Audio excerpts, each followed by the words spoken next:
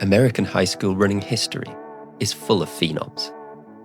From Jim Ryan becoming the first high school boy to break 4 minutes for the mile, all the way back in 1964, to Alan Webb finally breaking Ryan's record and bringing it down to an astounding 3:53 at the Prefontaine Classic in 2001, we have witnessed some amazing feats over the years, which in many cases have led to those athletes becoming big players on the world stage.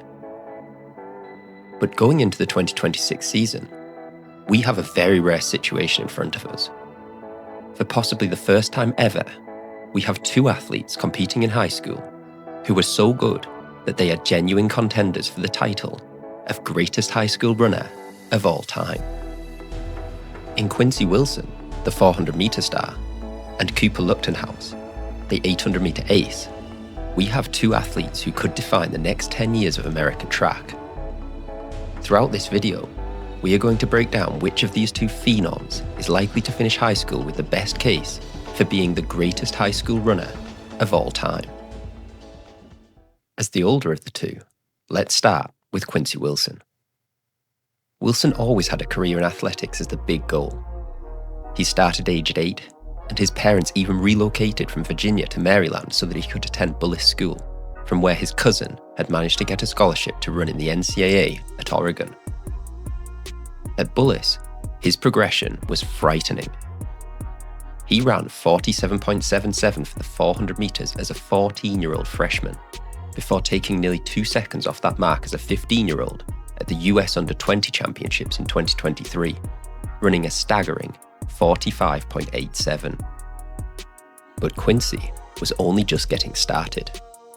As a 16-year-old in 2024, he turned up to the US Olympic trials and ran 44 seconds in every round, with a 44.66 in the heats, 44.59 in the semis, and 44.94 in the final, seeing him narrowly miss out on the team for the individual 400 metres, but crucially bag himself a spot on the relay roster for the Paris Games.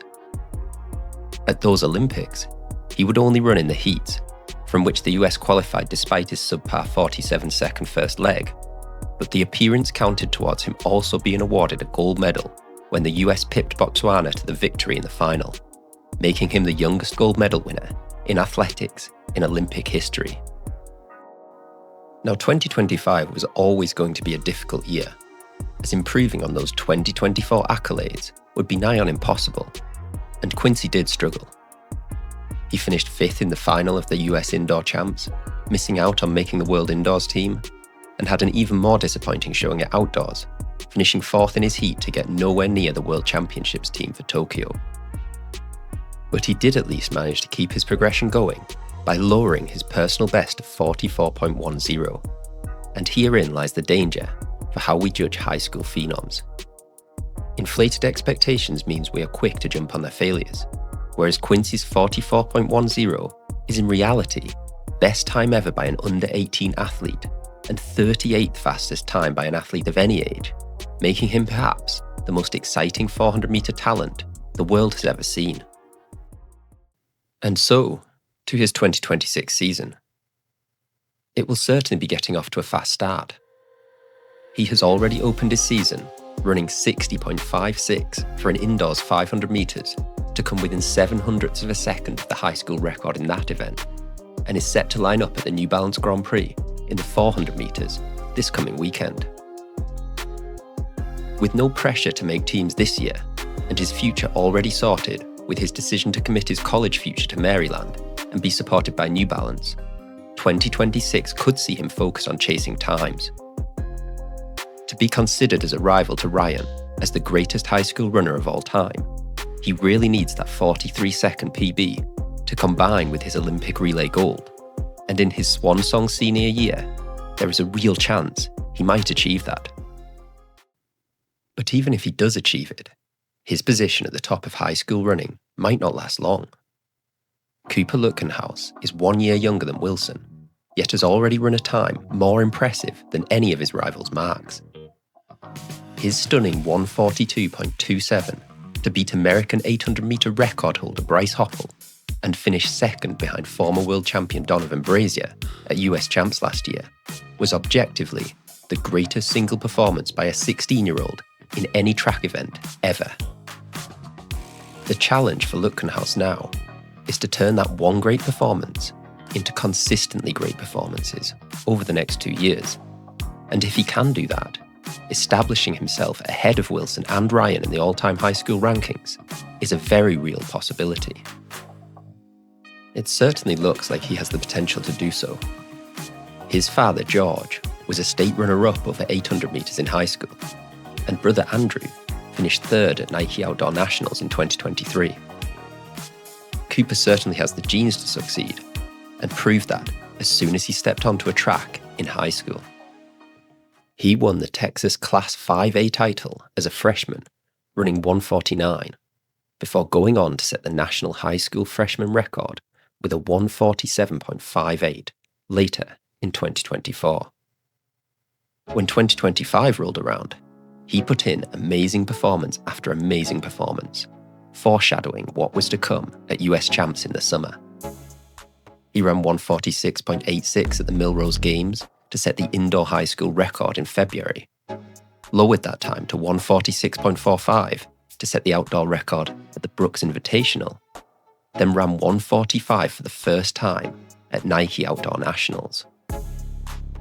All of that set him up nicely for the US Champs, and some commentators did see him as an outside shot of making the US team for Worlds, especially after he impressed in the heats and semis.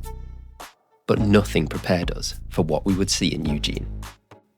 In the final, he ran the perfect race, realising that Josh Hoey's low 49 second pace through 400 metres was going to be too fast to sustain, and hanging back towards the back of the field, clocking 50.66 at the bell.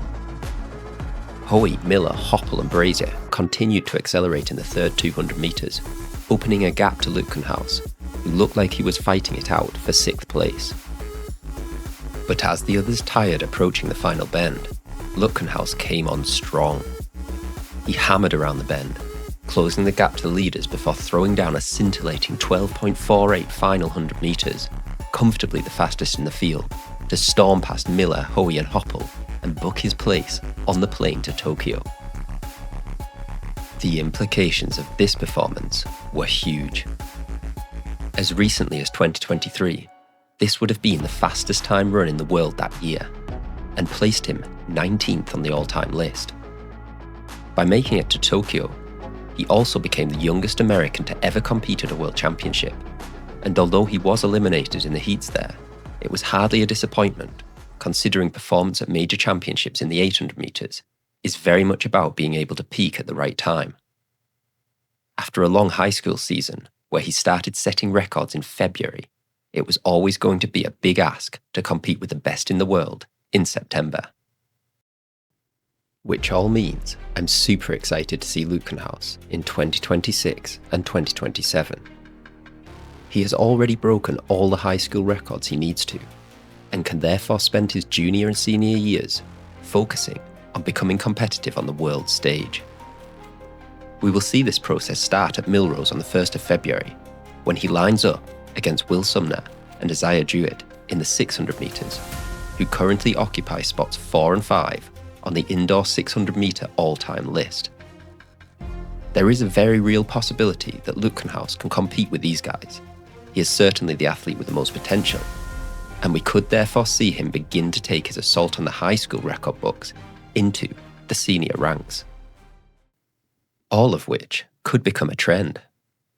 2026 should see Lutkenhaus begin to chase times, with less focus on high school races, before he gears up for his chance for high school immortality in 2027. In his senior year, he will have the chance to make another US team in the 800 metres for the Beijing World Championships. If he can make that team, then make an individual final at those World Champs, then he will achieve something Quincy Wilson, Alan Webb, and Jim Ryan were never able to do in high school. Finishing high school as a 1:42 man with an appearance in a global world final would seal the debate and make him the greatest high school runner of all time. And now, I'd like to pass the question over to you. Who do you think is the best high school runner we've ever seen? And how do you think Quincy and Cooper will perform in 2026 and beyond? Let me know in the comments down below. And if you've enjoyed this video, please remember to subscribe to keep up to date with all the biggest stories in track as the season progresses. Thanks for watching, everyone, and see you in the next one.